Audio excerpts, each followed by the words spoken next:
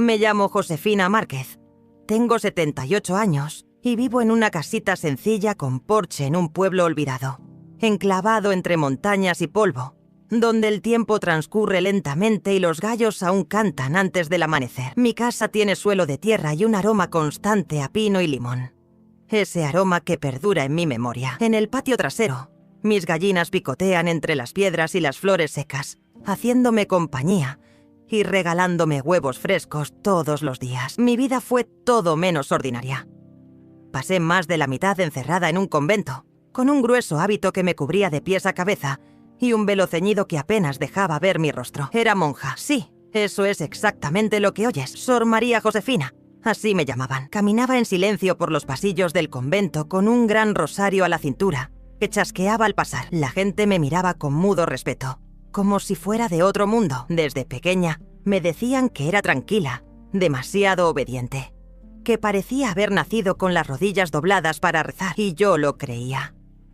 Creía que mi destino era servir a Dios, cuidar a los enfermos, orar por las almas perdidas. Pero había algo dentro de mí que nunca entendí del todo. Un vacío, un leve dolor en el pecho que nunca se iba, un anhelo por algo que no podía comprender del todo. Cuando estaba sola en la capilla, sentía un nudo en la garganta, unas ganas de llorar que me envolvían por completo. Pensé que era falta de fe. Recé más, ayuné, me arrodillé en el suelo frío hasta que me dolieron los huesos. Pero ese vacío persistente no me abandonaba. Era como si me faltara una parte de mí que nunca supe cómo nombrar. Pasé años sirviendo con mi cuerpo, pero con el corazón lleno de preguntas que ni siquiera sabía cómo formular. Todo cambió cuando, ya de anciana, descubrí la verdad sobre mí misma.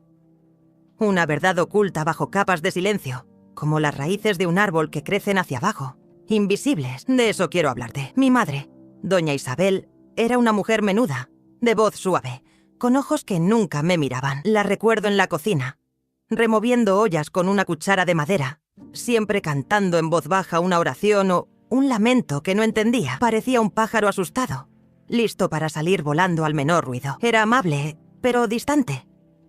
Nunca me daba abrazos ni me decía palabras dulces. Pero cuando yo estaba enferma, se pasaba la noche cuidándome, cambiándome la ropa en la frente y murmurando oraciones antiguas. Lo que más me impactó fue su silencio. Nuestra casa era un lugar silencioso. El sonido de la estufa de leña, el viejo reloj de pared y el viento a través de las rendijas. Cuando alguien le preguntaba por su pasado, decía: fue la voluntad de Dios, y cambiaba de tema. Era como si mencionar a mi padre fuera un pecado, un misterio denso, flotando en el aire. Una vez, cuando tenía 7 años, le pregunté quién era. Dejó de lavar los platos y se quedó mirando al vacío, con una tristeza tan profunda en el rostro que aún me duele recordarla. Después de un rato, simplemente dijo: tuvo que irse antes de que nacieras. Nunca volvió a hablar. Los niños del colegio se rieron de mí cuando descubrieron que no tenía padre en mi acta de nacimiento. El día del padre, siempre encontraba una excusa para no ir a las fiestas. Me dolía oír a otros hablar de sus padres,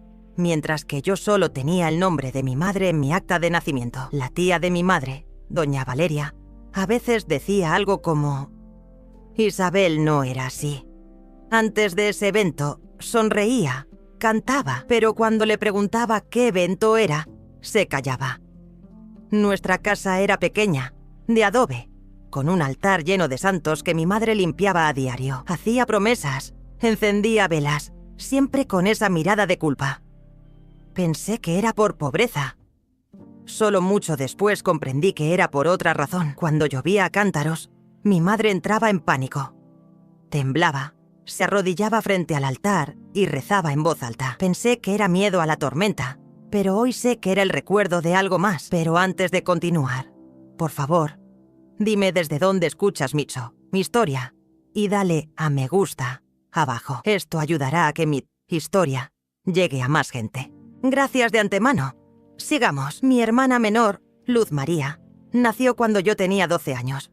Era hija de don Manuel, un viudo serio que se casó con mi madre cuando yo tenía 8. Nunca fue cariñoso, pero tampoco cruel. Era un hombre de silencio.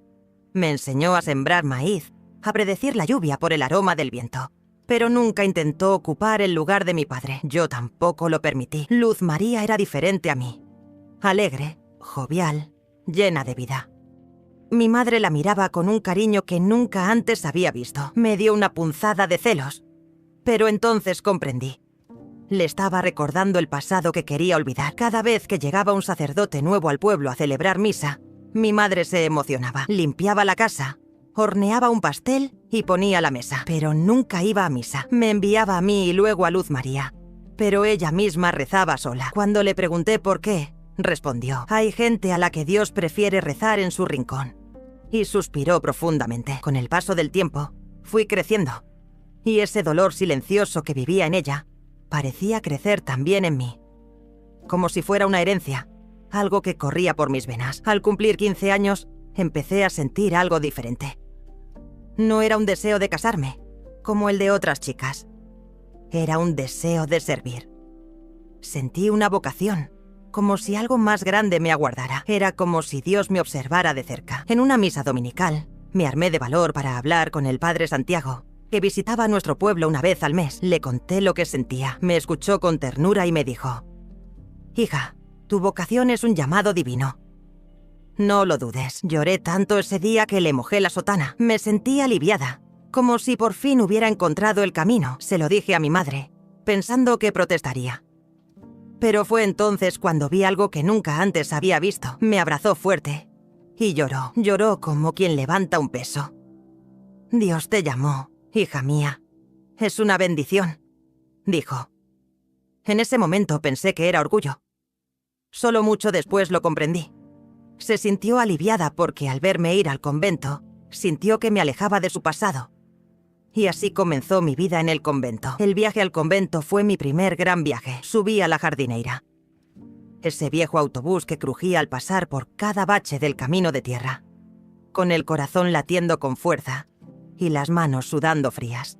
Me despedí de mi madre, quien me dio un rosario de madera oscura y un pequeño paquete de hierbas envuelto en tela. Para protegerte de todo lo que los ojos no pueden ver, dijo. Prometí rezar todos los días, y lo hice. El convento de las Hermanas del Corazón de María se alzaba en lo alto de una colina, cerca de una gran ciudad de la que solo había oído hablar, Valle de los Ángeles. Al bajar del autobús, la ciudad era ruidosa y bulliciosa, pero el convento... ¡ay! El convento era algo más. Una gran y antigua mansión de piedra con altos ventanales y portones de hierro, rodeada de árboles nudosos y olor a tierra mojada. La madre superiora, la hermana Antonia, era una mujer alta y delgada, de ojos pequeños y boca firme. Me miró de arriba abajo y dijo: no vienes aquí a escapar del mundo. Vienes aquí a enfrentarlo. En ese momento no lo entendí bien, pero con el tiempo, esas palabras se convirtieron en una oración. Los primeros meses fueron duros. Nos despertábamos antes del amanecer, a las 4:30 de la mañana, para el primer rosario. Luego venía el desayuno, siempre el mismo, pan duro y café aguado. Después el trabajo, jardinería, lavandería, limpieza. Por la tarde, más oración, más silencio. Por la noche, estudios bíblicos y, antes de dormir, un examen de conciencia. A veces, el silencio del convento pesaba más que cualquier castigo. Pero lo aguanté. Extrañaba mi hogar, la voz de mi madre, el olor del pan de maíz horneándose en el horno de barro. Pero también había algo que me impulsaba a quedarme.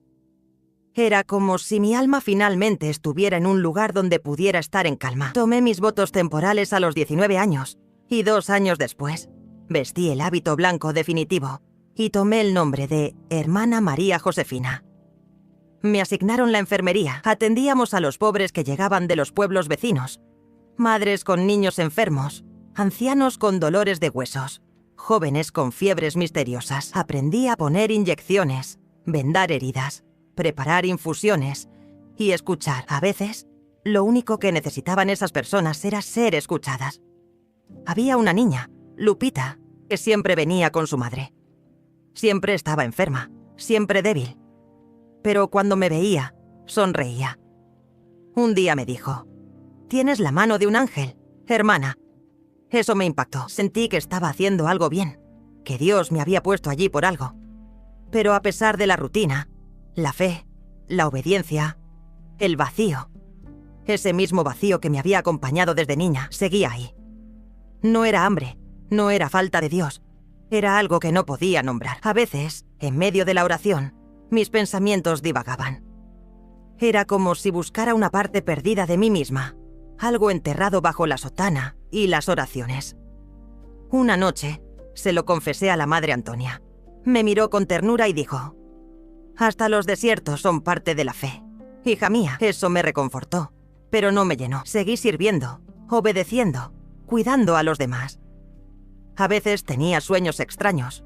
Una iglesia que no reconocía, un hombre con sotana que me extendía la mano, una tormenta. Las cartas de mi familia llegaban rara vez. Eran cortas. Mi madre siempre decía lo mismo: que estaba bien, que Luz María estudiaba, que don Manuel seguía en la finca. Era como si solo escribiera para tranquilizarme, pero sin revelarme nunca lo que realmente estaba pasando. Pasaron casi 10 años así, hasta que recibí otra carta. Era de Luz María. Decía que nuestra madre estaba muy enferma, con problemas pulmonares. Me pidió que volviera, aunque solo fuera por unos días, porque creía que mamá no aguantaría mucho más. «No habla, hermana», decía la carta, «pero todas las noches sostiene el rosario y murmura tu nombre». La carta me destrozó. Fui a ver a la madre, que para entonces era la hermana Dolores, una mujer menuda, seria, pero de piel blanca. Leyó la carta en silencio y, sin decir mucho, autorizó mi partida. «La familia es el primer convento del alma», dijo. «Ve, hermana, y lleva contigo la paz de Dios». Empaqué mis pocas cosas. Mi rosario, un libro de oraciones, algunos frascos de medicina natural, y tomé el autobús de regreso. El camino ya estaba más asfaltado, pero el último tramo aún era tierra compacta, polvo rojo y olor a hierba seca. Cuando vi el letrero del pueblo, se me aceleró el corazón. Era como si el tiempo se hubiera plegado sobre sí mismo. En la estación de autobuses me esperaba Juanito, el hijo de la vecina de mi madre. Tenía 20 y pocos años, pero me miró como si viera un fantasma. «¿Es usted la hermana Josefina?», preguntó, quitándose el sombrero. «Sí, lo soy», respondí sonriendo.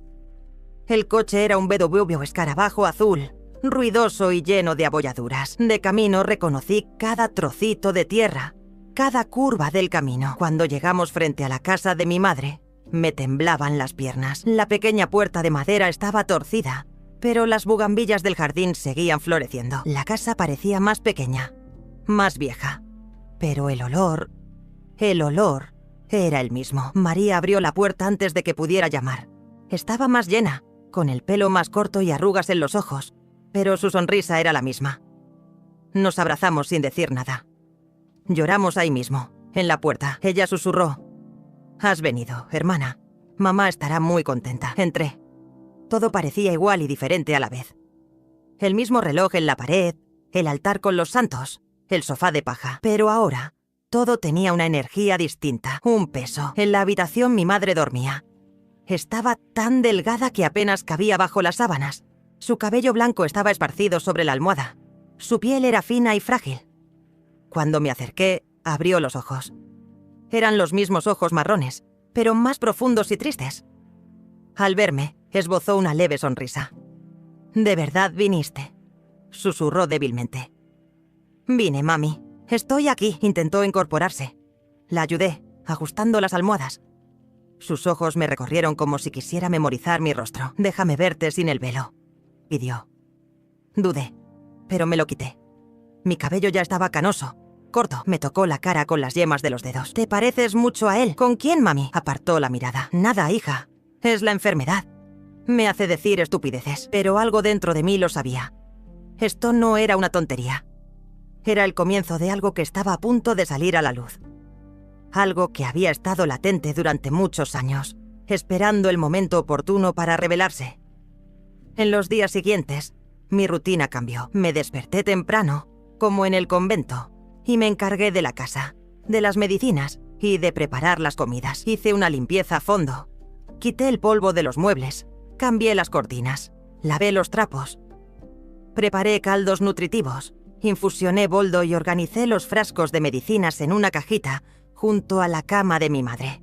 Don Manuel, ahora un caballero encorvado y tranquilo, me observaba con una mezcla de respeto y distancia. Apenas hablaba, pero siempre asentía en señal de agradecimiento cuando le servía café. Luz María, en cambio, salía temprano a trabajar en la escuela del pueblo.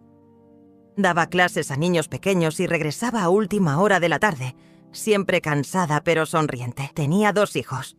Joaquín, de 13 años, curioso como una mula, y la pequeña Lucia, de 8, a quien le encantaba esconderse detrás de mi falda y preguntarme si conocía al papá. Pero nada me ocupaba tanto como mi madre. Cada día parecía más frágil, su tos se volvió persistente y su respiración se volvió más superficial. A veces me despertaba en mitad de la noche y la encontraba con los ojos abiertos, mirando al techo como si hablara con alguien a quien no podía ver. Una de esas noches, entre un sorbo de té y un largo suspiro, me miró con los ojos brillantes de lágrimas y me dijo: «Josefina, ¿crees que Dios perdona todo?» «Claro que creo, mamá. Su misericordia es mayor que cualquier pecado». Ella asintió, pero su rostro reflejaba una vieja angustia. «¿Incluso los pecados que ocultamos durante toda nuestra vida? ¿Incluso esos? Mamá, sobre todo esos». Cerró los ojos y una lágrima le rodó por la sien arrugada. Nos quedamos en silencio un rato, hasta que murmuró: «A veces amamos tanto que terminamos tomando decisiones equivocadas y luego pasamos la vida con miedo de mirar atrás». «¿Qué opciones, madre?». No respondió, simplemente apartó la mirada y fingió dormir. Pero esa noche lo presentí. Algo estaba a punto de suceder, algo que había cargado durante años y que ahora, sintiendo que se acercaba el fin, necesitaba liberar. Al día siguiente mi madre parecía un poco mejor. Logró desayunar gachas e incluso pidió sentarse en la mecedora del porche. El sol de la mañana era suave y la envolví en un chal, incluso con el calor. Miró hacia el jardín y habló del pasado, del guayabo al que trepaba de niña, de los pasteles de lluvia que hacía cuando llovía, de los listones que me ataba en el pelo en las fiestas de San Juan. Parecía querer grabarlo todo. Pero al ponerse el sol, su expresión cambió.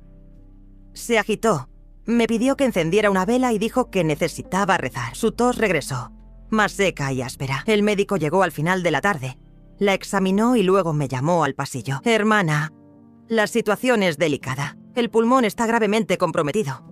Aumenté la dosis del medicamento, pero es cuestión de días, quizás semanas». Abracé esa verdad en silencio.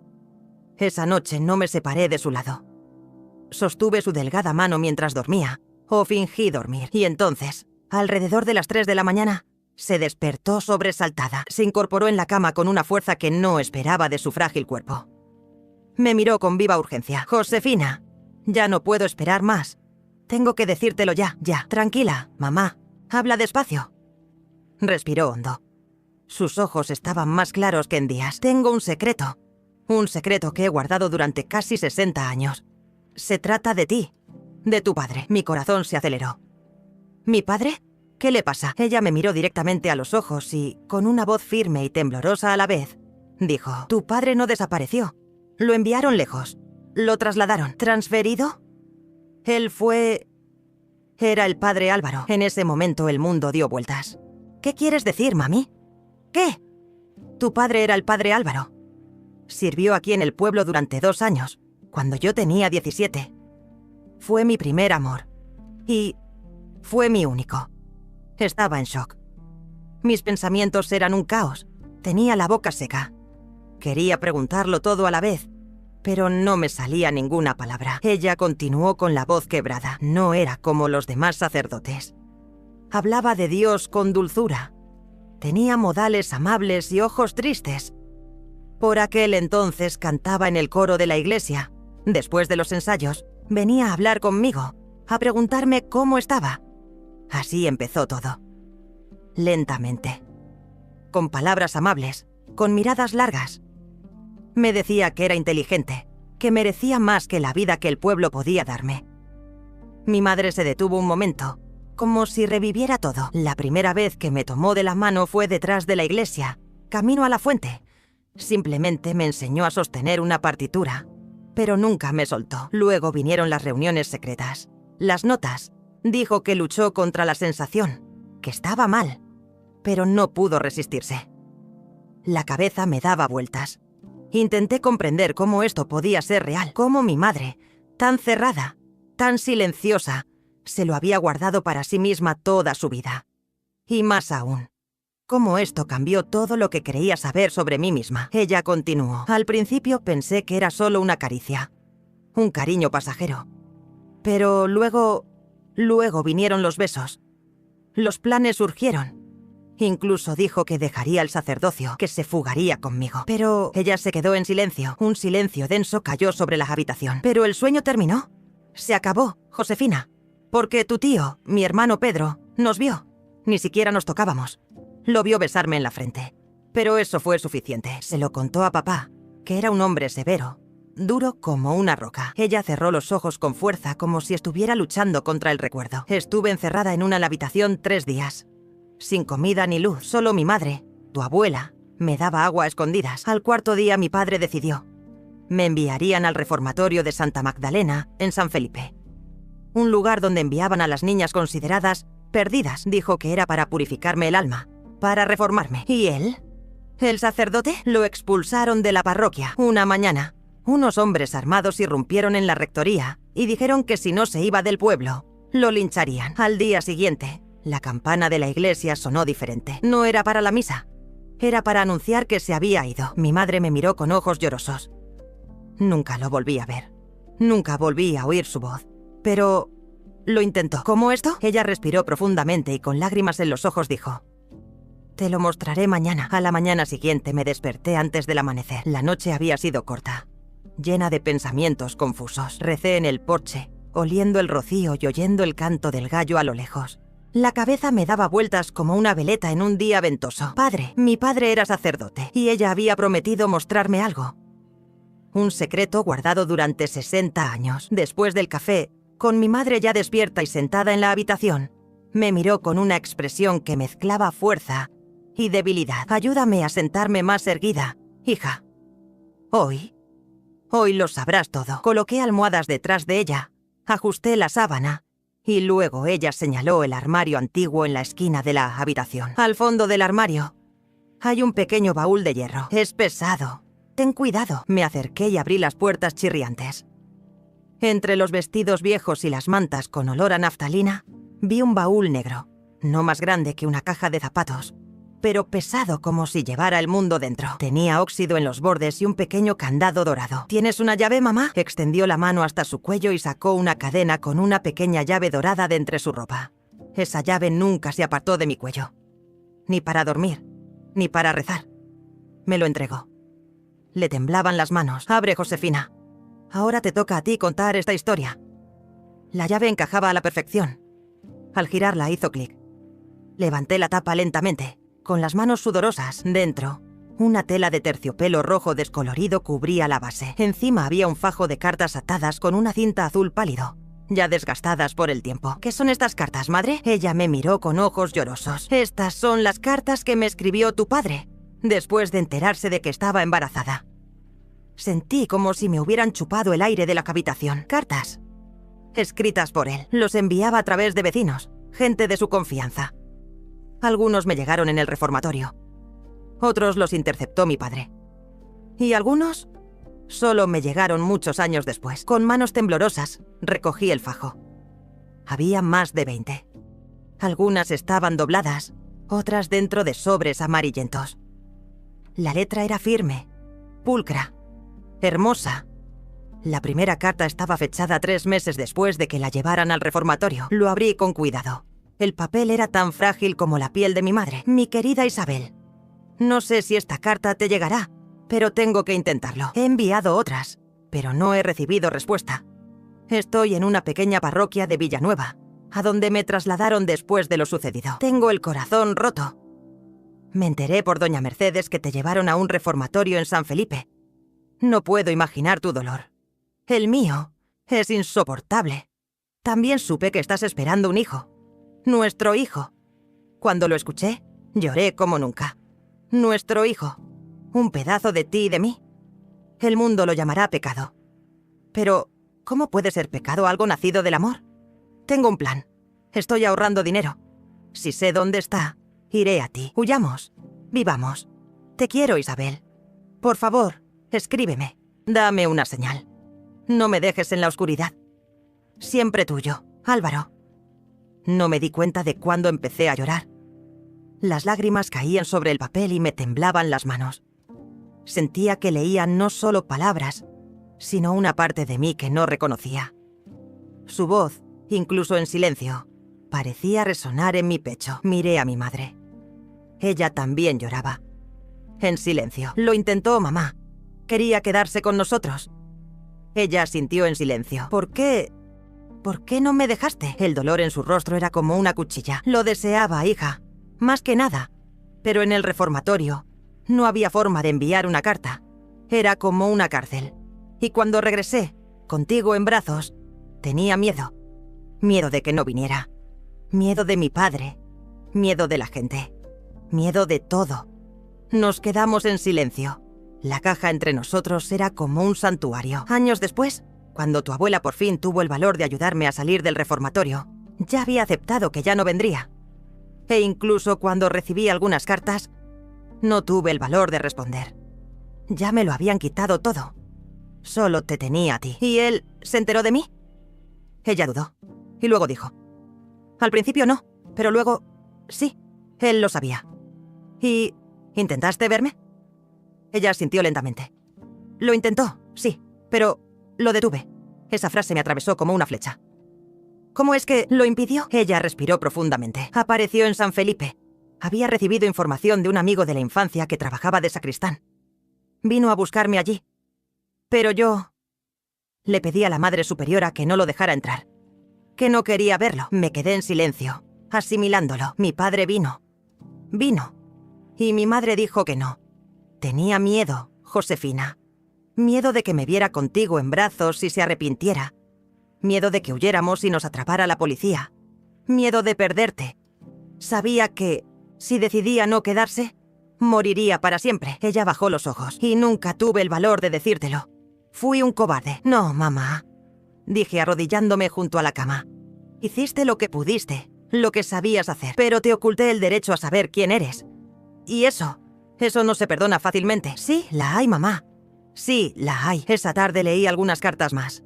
En una de ellas decía: cada noche, al mirar las estrellas, los imagino a los dos. Sí, a los dos.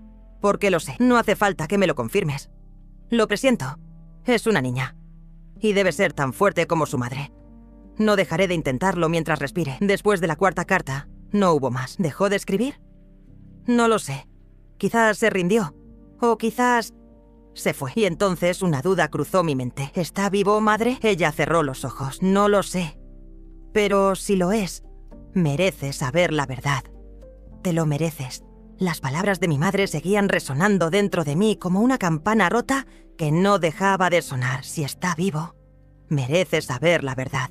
Por primera vez, esa idea se concretó. Mi padre, un hombre de carne y hueso, un hombre que amó, que sufrió, que escribió cartas con lágrimas secas en papel. Y que tal vez seguía ahí fuera, en algún lugar, respirando, esperando. Esa misma tarde, esperé a que mi madre se durmiera y luego volví al baúl.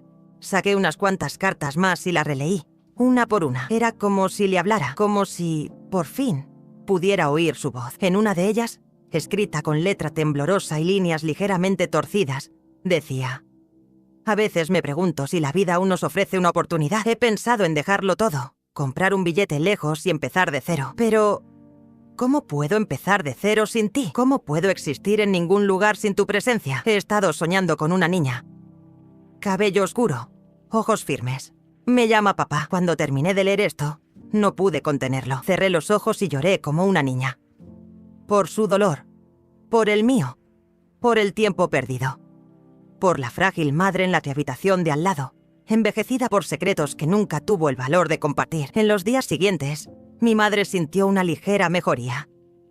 La fiebre le bajó y pudo tomar un poco más de sopa. Luz María notó su cambio de humor y comentó que era el milagro de la presencia de su hermana. Pero yo sabía, era el alivio de un alma que, por primera vez, respiraba la verdad. Un domingo por la tarde, con el cielo despejado y el viento soplando con fuerza entre las grietas, me senté con ella en el porche. La mecedora crujió suavemente y el aroma del bosque llenó el aire. Mamá, ¿recuerdas dónde trabajó por última vez? ¿El nombre de la parroquia? Ella frunció el ceño, tratando de recordar. Era algo así como la parroquia de San José, en algún pueblo del interior.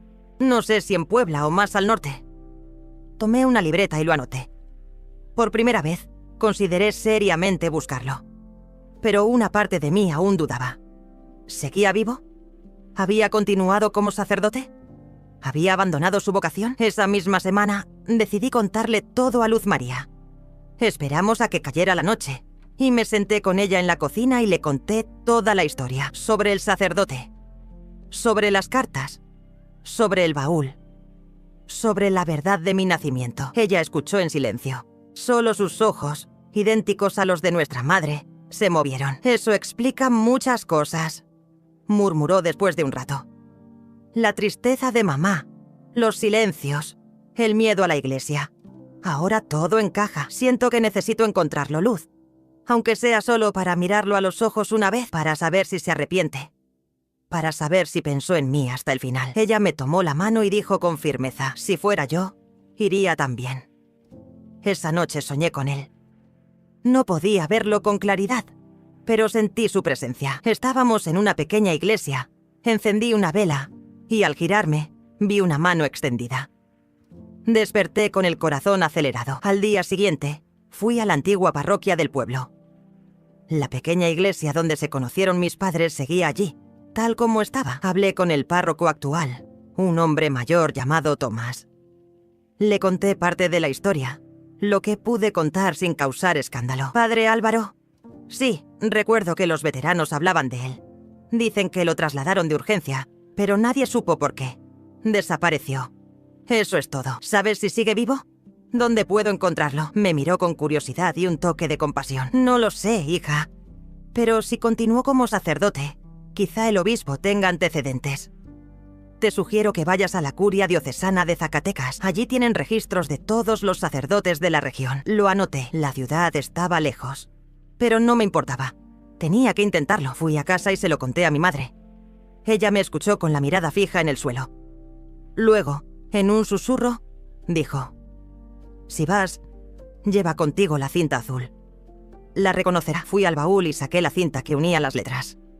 Estaba descolorida, pero aún conservaba su delicado tacto. Era como llevar un trozo de historia en el bolsillo. La semana siguiente, con la bendición de mi madre y el apoyo de Luz María, tomé un autobús a Zacatecas. El viaje fue largo, casi 2 días contando las paradas. Pero llegué. La curia era un edificio viejo con paredes amarillas y escaleras de madera que crujían. Hablé con una monja llamada hermana Claribel. Le expliqué el motivo de mi visita. Le mostré la cinta y le pedí ayuda para encontrar registros antiguos del padre Álvaro Márquez. Me miró en silencio por un momento. Luego me pidió que esperara. 40 minutos después, regresó con una carpeta pesada en las manos. Nos sentamos en una habitación pequeña y silenciosa. El padre Álvaro Márquez fue trasladado de San Benito en 1967. Después trabajó en varias parroquias. Finalmente se trasladó a un convento en el interior de Chihuahua, donde se jubiló. Vivió en reclusión durante muchos años. Falleció hace poco más de 5 años. Mi corazón se detuvo por un segundo. ¿Él murió? Ella asintió, con los ojos llenos de respeto. Sí. Pero antes de morir, dejó una caja con objetos personales. Está guardada aquí en la curia. ¿Es usted...? Soy su hija. Ella se levantó inmediatamente. Espera aquí. Minutos después, regresó con una sencilla caja de madera. Me la entregó con cuidado. Lo abrí allí mismo. Dentro, un rosario, un cuaderno de tapas negras, una fotografía descolorida de él con sotana. Joven, de mirada intensa, y una carta, escrito a mano, con mi nombre en la portada. Josefina. No sé si alguna vez leerás esto, pero lo escribo de todos modos, porque necesito que estas palabras existan. Aunque solo sea en papel. Hija, supe de tu existencia demasiado tarde. Cuando intenté verte, tu madre me pidió que me fuera.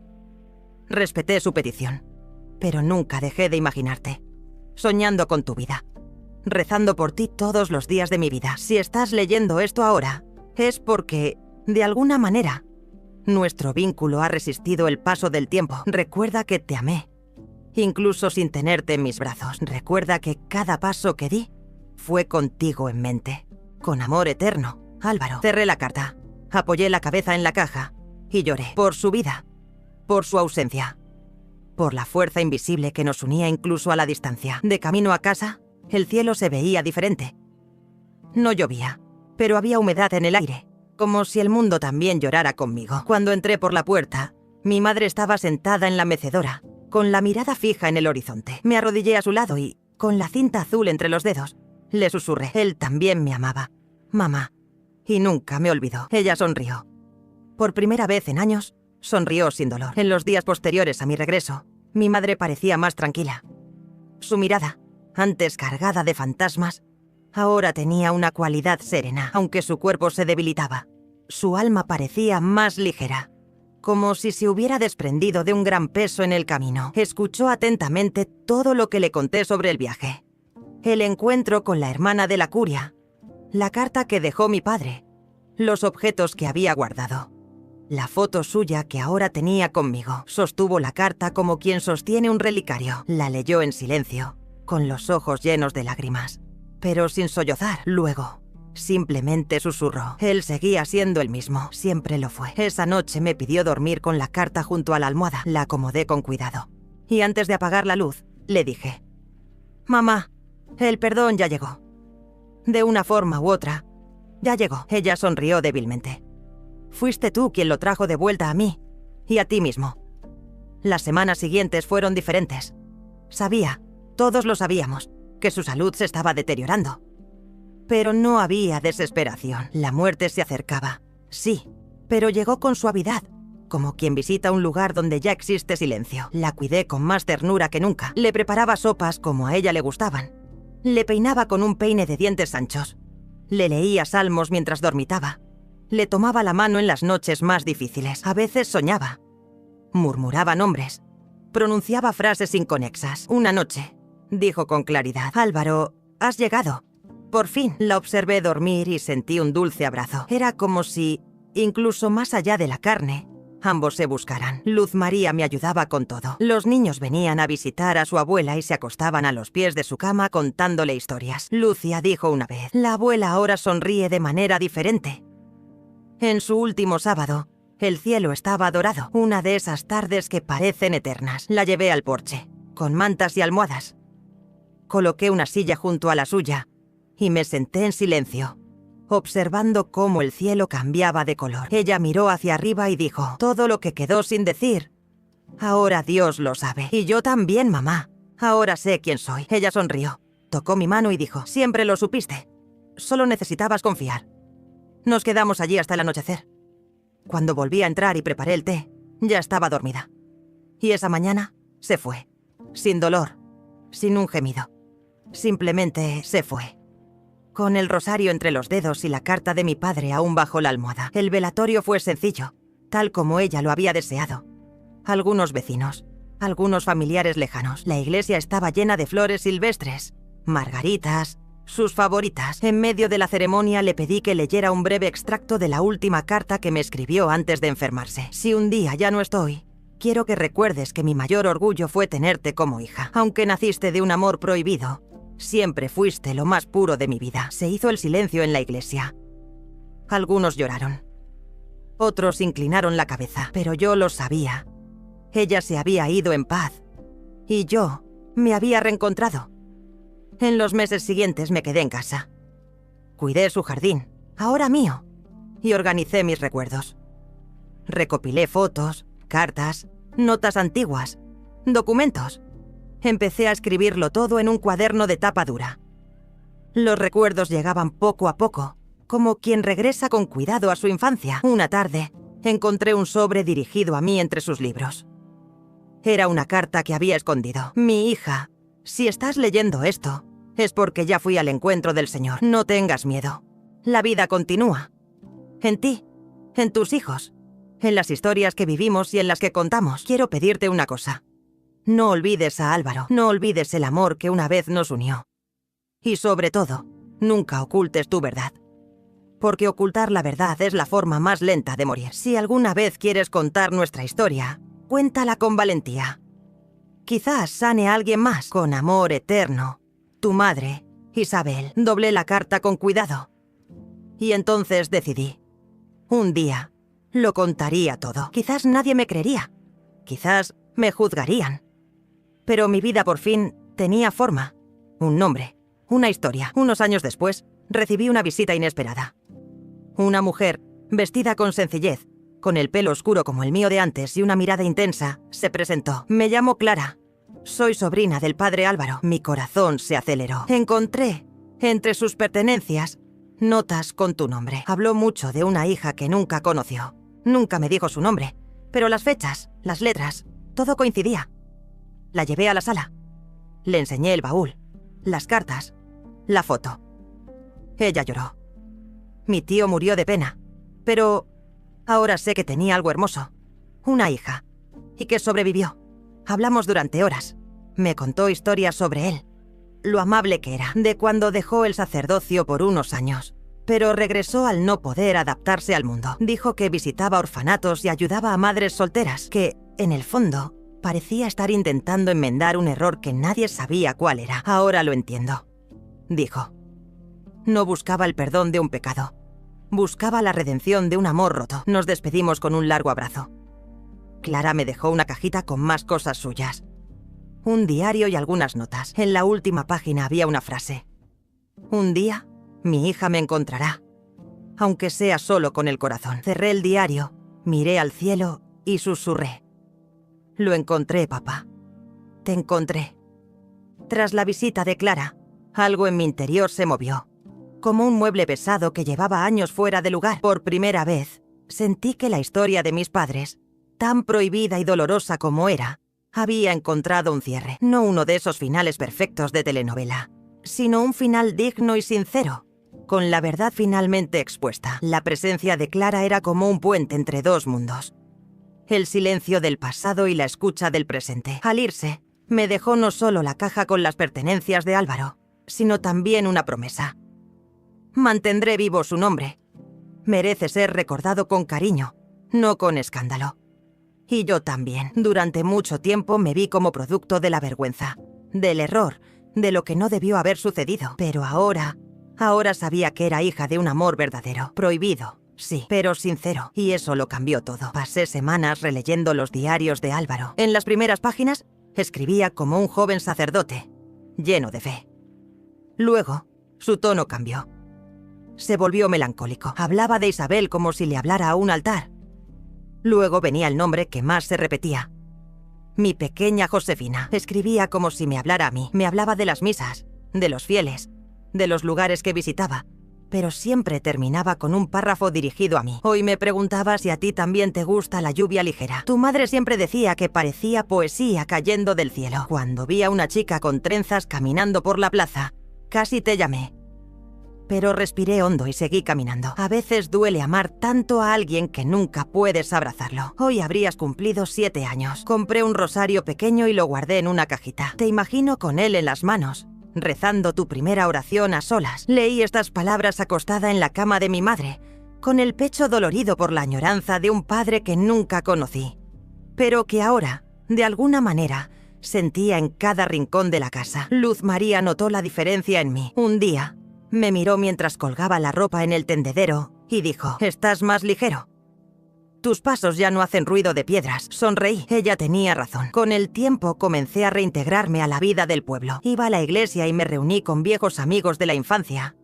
Unas señoras mayores que decían: «Es la hermana Josefina».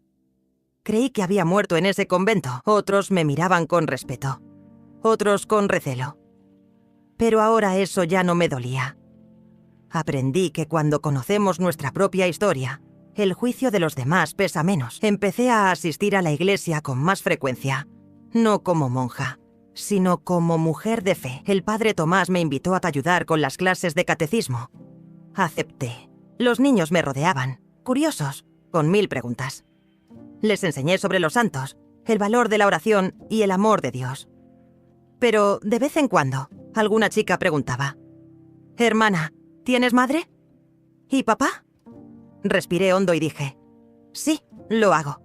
Y ambos me amaron lo mejor que pudieron. Un año después de la muerte de mi madre, decidí que era hora de escribirlo todo. Reuní los diarios, las cartas, los relatos, y comencé a reconstruir mi historia. Nuestra historia, no para publicarla ni para exponer a nadie, sino para dejar constancia de ella, para que los hijos de Luz María y los hijos de sus hijos supieran de dónde venían, para que la historia de Isabel y Álvaro dejara de ser un secreto vergonzoso guardado en un baúl. En el cuaderno de tapa dura donde escribí todo lo titulé El amor que sobrevivió al silencio. Empecé a escribir en las mañanas tranquilas, sentada en el porche, con un café a mi lado y el rosario de mi madre colgado del brazo del sillón. Escribía con calma, con sinceridad. Lloré en muchas páginas. Sonreí en otras. Cada capítulo era como un paso hacia un pasado que ya no me atormentaba. Recordé mi infancia silenciosa. El velo que cubría no solo mi rostro en el convento, sino también mi identidad. Y me di cuenta, con alivio, de que ya no necesitaba ese velo. Una mañana despejada, fui al cementerio del pueblo. Llevé flores amarillas, las favoritas de mi madre. Las coloqué en su lápida y me arrodillé allí. Recé un Ave María, respiré hondo y dije: Mamá, hice mi parte. Conocí mis orígenes. Perdoné. Y estoy en paz. También llevé una pequeña cruz de madera, hecha por un artesano del pueblo vecino. En su base, les pedí que tallaran: Álvaro Márquez, sacerdote, hombre, padre. No había tumba allí, pero planté la cruz en mi jardín, cerca del guayabo. Y cada día, al pasar junto a ella, dejaba una flor. Un día tal vez alguien me pregunte por qué hay 2 cruces en el patio. Y yo responderé: porque toda historia verdadera necesita un principio, un intermedio y un reencuentro. Con el paso del tiempo, ese cuaderno de tapa dura donde escribí la historia de mi vida empezó a transformarse en algo más grande. Ya no era solo un relato personal. Era casi un testimonio. Un trocito del mundo que casi había sido olvidado. El mundo de mi madre, mi padre y todos los silencios que nos rodearon durante tanto tiempo. Los niños del pueblo empezaron a visitarme con más frecuencia. Me pedían consejos, compartían sus dudas y sus secretos. Empecé a notar que mi casa, antes tan vacía, ahora volvía a tener vida. Voces, risas, el sonido de los pasos, el olor a pasteles horneados. Joaquín, mi sobrino, ya adolescente, fue el primero en decir: Tía, deberías contarle esta historia a más gente. Mucha gente piensa igual que tú y ni siquiera sabe por qué. Lo pensé durante semanas. Fui a la estantería, cogí el cuaderno y lo leí de principio a fin. Me di cuenta de que no era solo la historia de una mujer y un amor prohibido. Era la historia de tantas otras que, por miedo, vergüenza o culpa, enterraron partes de sí mismas. Así que decidí reescribirlo todo como un libro, con capítulos, una introducción y una conclusión. Me tomé mi tiempo. Escribía cuando me lo dictaba el corazón. A veces pasaba días sin tocar el papel. Otras veces me quedaba despierto toda la noche escribiendo. Añadí nombres de personajes ficticios.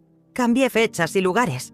Pero mantuve la esencia. La verdad estaba ahí, entre líneas. Cuando terminé, le pedí al hijo de mi vecino, que era un experto en internet, que me ayudara a escribir el texto. Quedó fascinado con la historia. Tía, esto es muy conmovedor. Conmoverá a mucha gente. ¿Quieres que te ayude a publicarlo? No sé. ¿Alguien querrá leerlo? Lo hará. Sí, lo hará. Porque es real. Es humano. Y hoy, la gente busca eso.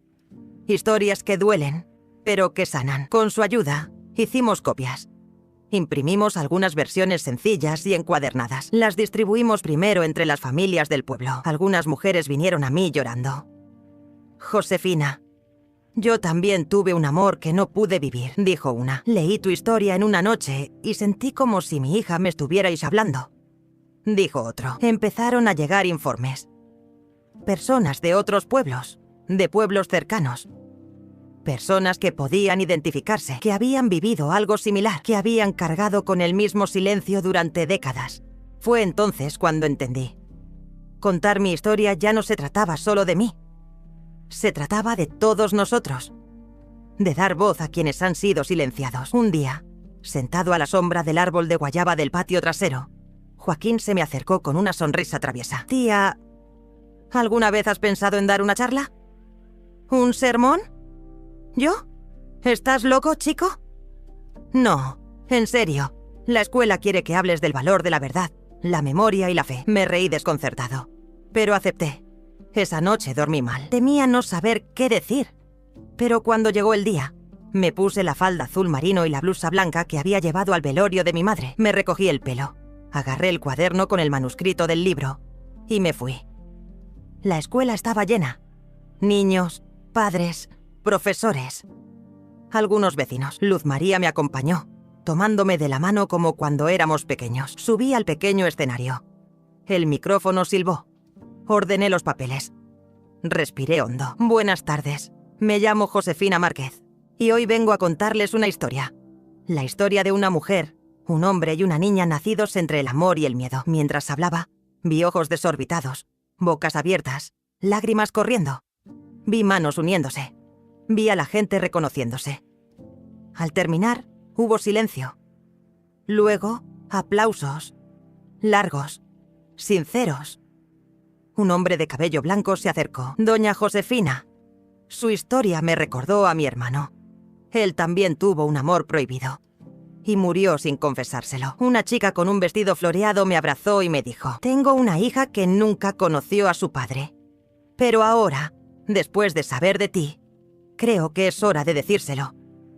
Regresé a casa con el corazón lleno. Por primera vez, sentí que el dolor que me había tormentado desde niña, finalmente se había convertido en medicina.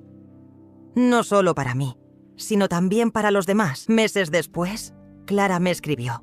Me dijo que había leído el manuscrito del libro que le había enviado y que quería hacer algo más. Publicarlo oficialmente. Dijo que conocía una pequeña editorial en la capital interesada en historias reales, conmovedoras y emotivas. Me resistí. Tenía miedo. Pero entonces recordé las palabras de mi madre. Nunca ocultes tu verdad, porque ocultarla es la forma más lenta de morir. Acepté, y así, el amor que sobrevivió al silencio se convirtió en un libro, uno de verdad, con portada, ISBN y dedicatoria. Clara escribió el prólogo. Luz María corrigió cada página. Joaquín tomó la foto de la portada, la cruz de madera bajo el guayabo del patio.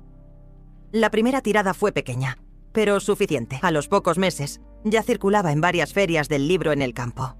Algunos me escribieron cartas. Otros me enviaron mensajes en línea, con la ayuda del nieto de mi vecino, quien me lo pasó todo a máquina. Leer esos mensajes era como recoger flores en un campo que antes solo tenía piedras. Leí tu libro y lloré como un niño. Sentí como si alguien hubiera contado mi propia historia. Tu valentía me hizo decirle a mi hija quién era su verdadero padre. Gracias. Transformaste el dolor en luz. Que Dios te bendiga. Y así, sin siquiera soñarlo, me convertí en escritora. A los 70, cuando la mayoría de la gente cree que la vida se ha calmado, renací, no como una monja, ni como una mujer marcada por el silencio, sino como alguien que finalmente aprendió a decir en voz alta: esta soy yo. Esta es mi historia. Con el tiempo, el libro tomó rumbos que jamás imaginé. Personas de fuera de la región comenzaron a describirme. Una periodista de Monterrey me llamó una mañana. Quería escribir un artículo sobre mí. Dijo que historias como esta no se veían todos los días y que el mundo necesitaba recordar que el amor, incluso herido, puede volver a florecer. Al principio, dudé. Siempre he sido partidario del silencio, de la oración contenida, de las miradas discretas. Pero entonces, pensé, si mi madre hubiera tenido el valor de decírmelo antes, quizá habría sufrido menos. Quizá yo también, así que acepté la invitación. Llegó al pueblo con un pequeño equipo. Filmaron una entrevista en su patio trasero, a la sombra del guayabo. Clara también vino, y juntas hablamos de los dos mundos que nos separaban. El de la familia que él nunca tuvo, y el de la hija que nunca pudo criar. La entrevista sin pirir se emitió un domingo por la noche. Al día siguiente, mi nombre ya era tendencia en redes sociales. Me llamaban la mujer que perdonó el silencio. La hija del cura. La que rompió el ciclo. Recibí cientos de mensajes. Algunos dulces, otros duros. No todos lo entendieron. Algunos dijeron que era un pecado haber contado lo sucedido. Que mi padre debía ser recordado como un hombre de Dios, no como un hombre de carne y hueso. Pero otros me dijeron lo contrario. Tu libro me hizo comprender que el corazón humano también necesita perdón. Incluso el corazón de un sacerdote. Este equilibrio entre fe y humanidad fue lo que me guió en los meses siguientes. Empecé a recibir invitaciones para hablar en reuniones de mujeres, grupos de lectura e incluso retiros religiosos. Algunos sacerdotes me escuchaban atentamente. Otros me evitaban. Pero había algo innegable. Mi historia resonaba, porque era verdadera, sin adornos, sin pretensiones. Un día recibí una carta, escrita a mano, en un sobre sencillo, sin remitente claro. La abrí y la leí despacio. Josefina, soy hijo de una mujer que también se vio obligada a ocultar la verdad. Nunca me dijo quién era mi padre. Lo descubrí por mi cuenta, ya de adulto.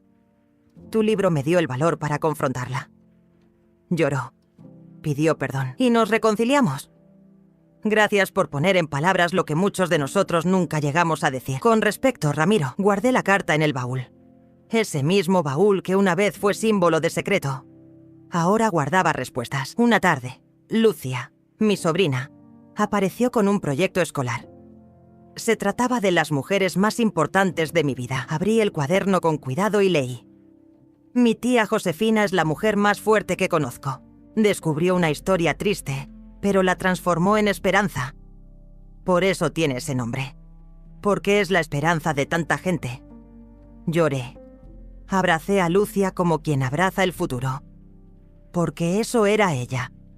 Un pedazo de mañana que se volvería más ligero gracias a las verdades que ahora caminaban libres. Tiempo después, me invitaron a visitar el convento donde había vivido durante tantos años. La hermana Dolores se había jubilado.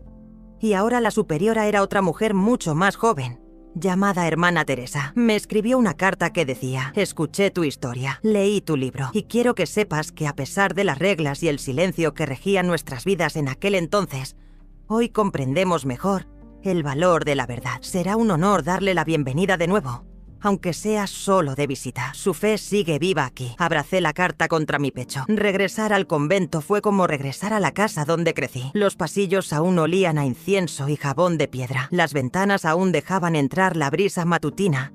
Y las paredes aún conservaban el eco de los antiguos rosarios. Cuando entré en la capilla, me arrodillé en el mismo lugar que antes, pero ahora con un corazón diferente. Gracias, Señor, susurré, por no dejarme callar. La hermana Teresa me recibió con cariño. Conversamos durante horas. Le conté lo que experimenté allí, lo que había ocultado durante tantos años. Ella escuchó todo, sin prisas. Antes de irme, me dio un regalo. Un rosario hecho a mano por las novicias. Las cuentas eran de madera oscura, parecidas a las que usaba mi madre. Sonreí. Ese es el tipo de silencio que quiero llevar ahora. El que me conecta con Dios, no el que me separa de la gente. Una noche, tumbada en la cama, mirando el techo de mi habitación, pensé en cómo había cambiado todo. De una monja silenciosa a una mujer cuya historia se contaba en periódicos, libros y entrevistas. De una hija olvidada a una hija reencontrada. De un secreto a una voz. Pero sobre todo pensé en mis padres, Isabel y Álvaro. Pensé en cómo su amor sobrevivió a todo. La culpa, la expulsión, la distancia, el miedo. Y aunque nunca vivieron juntos, lo que dejaron atrás fue más fuerte que cualquier tiempo que hayan pasado juntos. Me dejaron. Y ahora dejé al mundo lo que de ellos nació. El coraje de no vivir más en silencio. Esa noche, el cielo estaba despejado. Una estrella más brillante centelleaba entre las demás. Sonreí. Buenas noches, papi. Buenas noches, mami. En los años siguientes, la vida no volvió a ser como antes. Se transformó. Ya no estaba hecha de preguntas reprimidas ni de recuerdos encerrados. Estaba hecha de paz, de una serena aceptación de lo que fue, de lo que pudo haber sido y de lo que aún podría nacer. Mi rutina ahora estaba llena de pequeños rituales. Cuidar el jardín, escribir en mi cuaderno de tapa dura, dar clases a los niños del pueblo, recibir visitantes que venían de lejos, solo para escuchar un poco de la historia que una vez estaba casi perdida. Clara, la sobrina de mi padre, se convirtió en una amiga íntima. Él solía decir que nuestras familias no estaban unidas por la sangre, sino por algo más profundo: la memoria compartida. Un día, me trajo una fotografía ampliada de Álvaro, que encontró entre los documentos que habían dejado en el convento. Era una imagen rara, tomada en un retiro con otros sacerdotes. Pero él reía, con un libro abierto en las manos. «Ese es mi recuerdo favorito de él», me dijo. Colgué el retrato en la pared de la sala, junto a una foto de mi madre de joven, con una flor en el pelo. No habían vivido juntas, pero allí estaban, una junto a la otra, como si el tiempo finalmente les hubiera hecho justicia. El domingo de Pascua, organicé una reunión en mi patio trasero. Invitamos a mujeres del pueblo, madres, hijas, abuelas. Les pedí a cada una que trajera una historia que nunca se hubiera atrevido a contar. No tenía que ser sobre amor prohibido ni religión, simplemente algo verdadero. Algo que llamara a la libertad. Fue una tarde como pocas. Hubo lágrimas, sí, pero también risas. Hubo compartir. Hubo sanación. Al final se me acercó una mujer de más de 80 años y me dijo: Josefina, me enseñaste que la verdad tiene su tiempo, pero cuando llega, nos devuelve la vida. Abracé aquí a aquella señora como si fuera mi madre, que volvía por un momento a verme otra vez. Con la ayuda de Luz María y sus hijos, digitalizamos todas las cartas de mi padre. Las publicamos en un pequeño sitio web, junto con los textos del libro. Llamamos al proyecto Cartas para los que nunca supieron. La idea era simple: dar voz a historias como la mía. En pocos meses, recibimos decenas de historias. Personas comunes, cuyas vidas habían quedado destrozadas en algún momento, ahora intentaban recomponerse. Había historias de padres ausentes, de hijos repudiados, de amores jóvenes, de reconciliaciones tardías, y todas demostraban lo mismo.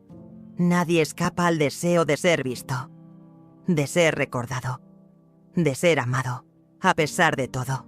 Cuando cumplí 78 años, Joaquín organizó un pequeño homenaje en la escuela. Dijo que era por el legado de alguien que transformó el dolor en palabras. Me dio vergüenza, pero fui. Me recibieron con flores silvestres, un pastel hecho por los niños y un mural con recortes del libro. Entrevistas y fotos antiguas del pueblo. En medio del estruendo de las voces infantiles, me senté en un banco de madera y observé. El mundo seguía su curso. Los niños crecerían. Las casas cambiarían. El tiempo bailaría su danza invisible. Pero algo de mí permanecería allí, entre esas historias. Y eso fue suficiente para mí. Una noche, a solas, escribí mi último mensaje en mi cuaderno de tapa dura. Era una carta, pero esta vez no era para el pasado. Era para quienes vendrían después. Querido lector, si has llegado hasta aquí, quiero que sepas que nada fue en vano. Cada lágrima derramada, cada silencio soportado, cada perdón concedido. Todo forma parte de algo más grande. No tengas miedo de descubrir quién eres. A veces nos pasamos la vida creyendo que nacimos de un error, un descuido, un amor prohibido. Pero tú naciste de un aliento. Y cada aliento de vida merece respeto. Sé la voz que nunca tuviste. Escribe la carta que tus padres no escribieron. Cuenta la historia que tu abuela temía contar. Y sobre todo, sean amables con el dolor ajeno, porque todos llevamos algo. Con amor, Josefina, cerré el cuaderno con una cinta azul, la misma que ataba las cartas de mi padre, la misma que ahora sellaba el final y el principio de todo. Mi historia no era perfecta, pero era verdad. Y al final, eso es todo lo que una vida necesita ser. Ahora dime, ¿qué te pareció mi historia? Mi historia. Me encantaría escucharla. Muchas gracias por escucharme hasta aquí. No olvides darle me gusta a este video y suscribirte a este canal para ver más historias emocionantes. Que Dios te bendiga.